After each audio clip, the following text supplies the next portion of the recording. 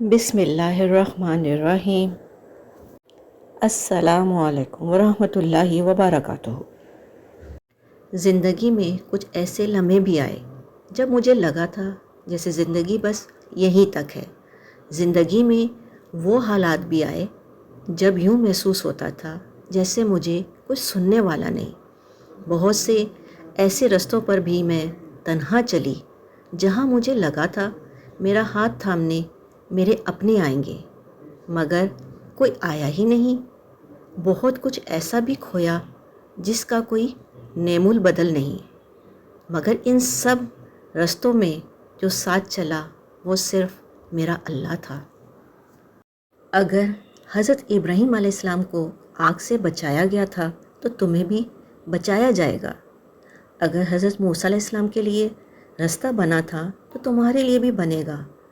ان کا رب بھی وہی تھا جو تمہارا ہے، لیکن فرق یہ ہے کہ تم یقین کے ساتھ صبر نہیں کرتے۔ اللہ کے راستے پر اس کی مدد آتی ہے، مگر صبر کرنا ہوگا، ہر حال میں سجدہ کرنا ہوگا۔ وہ تمہیں ہمیشہ وہ عطا کرتا ہے جو بہتر ہو۔ اللہ تعالیٰ فرماتا ہے، خود کو اکیلا کبھی نہ سمجھو، تم جہاں کہیں بھی ہو میں وہاں ہوں۔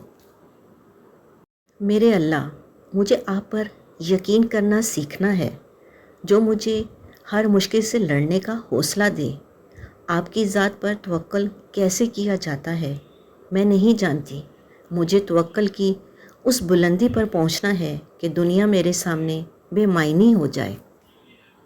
انسان کو زیب نہیں دیتا کہ جب اس کا اللہ کمال کا مہربان اور خبر گیر ہو، پھر بندہ بے آس اور بے یقین ہو۔ امید نہ چھوڑنا، یہ شیطان تمہیں ورغلا رہا ہے، تم سے تمہاری طاقت، تمہارا یقین چھین کر بالکل تنہا کر دینا چاہتا ہے۔ تم سجدے نہ چھوڑنا، تم تہجد میں آنسو بہانا ترک مت کرنا، تم سب پالو گے۔ مایوسی کے بادل ہٹاؤ خود سے، بس اس کی مان کر جھکتے جاؤ، جس میں وہ راضی وہ کام کرتے جاؤ، اور پھر تم دیکھو گے کن فیکن کے نظارے۔ رستہ ایک ہی تھا، حضرت موسیٰ علیہ السلام گزر گئے اور فرعون ڈوب گیا۔ یقین رستے پر نہیں، اللہ پر رکھو۔ معجزے ہر جگہ ہے، یہ آنکھ نہیں ہے جو انہیں دیکھتی ہے، بلکہ یہ یقین ہے جو ہر ناممکن شے میں ممکن کا ہونا ڈھونڈتا ہے، اور جو توکل رکھتے ہیں ان کے لیے اللہ وہاں سے وسیلے بناتا ہے جہاں کوئی گمان نہیں جا سکتا۔ جب اللہ تعالیٰ کن کہتا ہے تو دنیا کی ساری طاقتیں فیکن کرنے کے لیے متحرک ہو جاتی ہیں۔ یقین رکھنے والے یقین رکھتے ہیں اور رستے بنانے والا رستہ بنا دیتا ہے۔ تو تم کن اندیشوں میں پڑے ہو؟ منصوبے بھی وہی بناتا ہے اور رستے بھی وہی نکالتا ہے۔